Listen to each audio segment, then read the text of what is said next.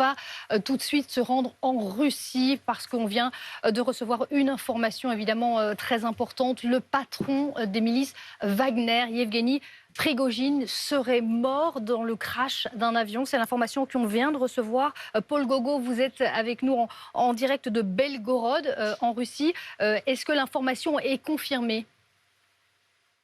Oui, effectivement, on a d'abord vu cette information apparaître sur une chaîne Telegram Baza. Alors, c'est quelque chose qui est assez connu en Russie parce que c'est une chaîne Telegram qui, par le passé, a eu tendance à diffuser des images qui venaient directement des caméras de surveillance, voire de la police ou des services de renseignement pour, en quelque sorte, permettre à ces services de diffuser non officiellement des images au grand public. Cette chaîne Telegram a tout d'abord annoncé qu'un avion qui transportait 7 personnes s'était écrasé dans la région de Tver. La région de Tver, c'est entre Moscou et Saint-Pétersbourg. Et quelques minutes après, tout ça a été très rapide, l'agence TASS, qui est la grande agence d'information russe, a annoncé en citant le gendarme de l'aviation russe qu'Evgeny Prigojine était le propriétaire de l'avion et qu'il était à bord de cet avion.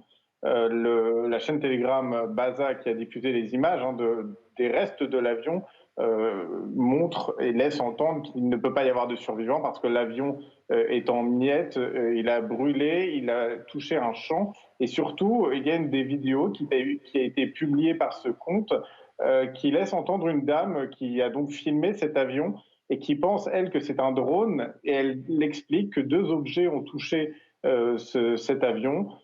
C'est quelque chose qui a aussi été diffusé par des chaînes Telegram liées à Evgeny Prigojine, qui laissent entendre que des systèmes de lutte sol-air, de défense pardon, sol-air auraient touché cet avion avant qu'il s'écrase.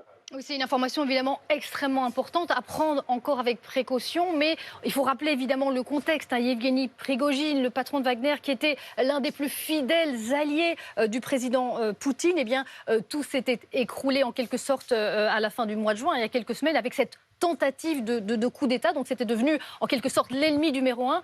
Donc il se pourrait en fait qu'il ne s'agisse pas d'un accident.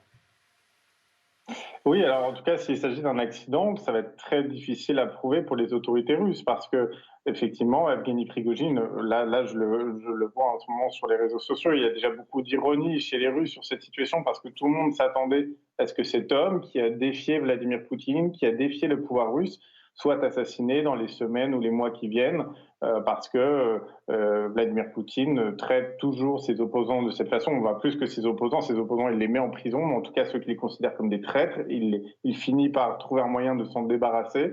Or, il a publiquement, Vladimir Poutine, décrit Evgeny Prigojine comme un traître au lendemain de cette tentative de putsch, en tout cas cette avancée militaire sur Moscou. On se doutait donc qu'Evgeny Prigojine, qui a déjà perdu toutes ses sociétés et toute son influence ces dernières semaines, aurait un jour peut-être affaire à la violence d'État et du pouvoir russe. De là à s'imaginer que son avion serait abattu au-dessus du ciel de Tver, c'est assez étonnant. Et c'est en tout cas, ça manque de discrétion de la part des autorités russes. Et donc, je pense que beaucoup de questions vont se poser. Vous savez, je suis aujourd'hui en reportage dans la région de Belgorod et il y a quelque chose qui m'a troublé ces derniers jours, c'est que j'ai vu beaucoup de gens, des citoyens russes, qui ont affiché les drapeaux de la milice Wagner devant leur maison ces dernières semaines. Et donc, ces gens-là, je pense qu'ils vont se poser des questions. Ils vont certainement avoir beaucoup de mal à croire à l'accident. Et puis il y a une autre information qu'on a appris aujourd'hui. Le général Sourovikine, et qui était l'un des alliés, l'un des proches de Yevgeny Prigojine, a justement été limogé aujourd'hui. C'est l'information qu'on a apprise. Oui, effectivement, ce proche d'Evgeny Prigojine, il est soupçonné d'avoir participé à cette tentative de putsch, en tout cas à cette avancée militaire sur Moscou, de l'avoir facilité. Il y a eu beaucoup de rumeurs à son propos depuis la fin du mois de juin, quand a eu lieu cette avancée sur Moscou, parce qu'on l'a dit emprisonné, on l'a dit interrogé par les services de sécurité russes, et puis il a tout simplement disparu. On ne savait pas où il était depuis ce temps-là et le Kremlin a donc attendu plusieurs semaines que l'histoire redescende un petit peu avant d'annoncer qu'il était démis de ses fonctions. Ça a été fait dans la plus grande des discrétions, effectivement, ces dernières heures. Et donc, il y a là aussi une concordance de deux événements qui sont liés. qui vont vraiment rendre la tâche assez difficile au Kremlin s'il doit expliquer aux Russes que ce qui vient d'arriver à Evgeny Prigojine était un accident.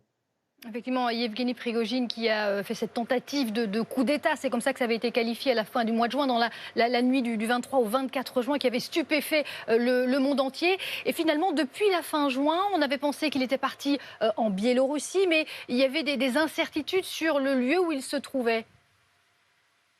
Oui, exactement, sur le lieu où il se trouvait et même sur sa liberté, parce qu'on ne savait pas à quel point Evgeny Prigojine était libre d'agir encore en Russie aujourd'hui.